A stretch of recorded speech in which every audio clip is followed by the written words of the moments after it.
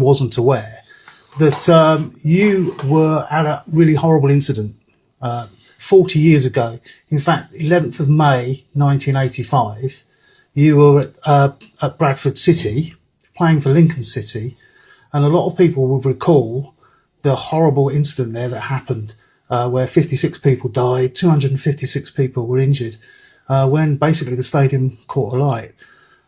We wanted to talk about it, just to draw several aspects of it to people's attention. It's a big deal in football. You were there. What were your recollections of that day?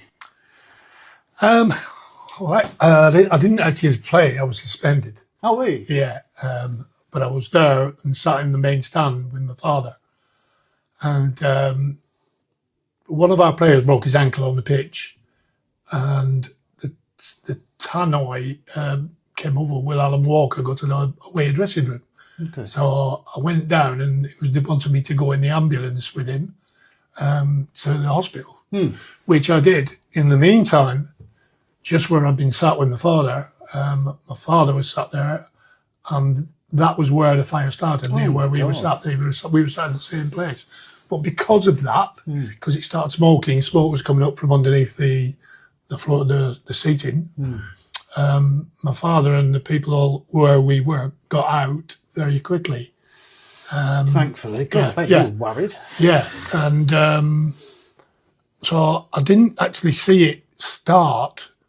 What had happened, how it happened in my instance was I was at the hospital with this guy, a guy called Steve Collins, who I'm still in touch with.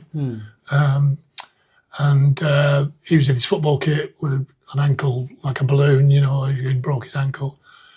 And we weren't getting seen, you know, and we're like, you know, I went, look, what's going on? We've been here an hour, like, you know, and she said, oh, there's been a major incident at the football club. It's all set on fire. And then they started to wheel people in.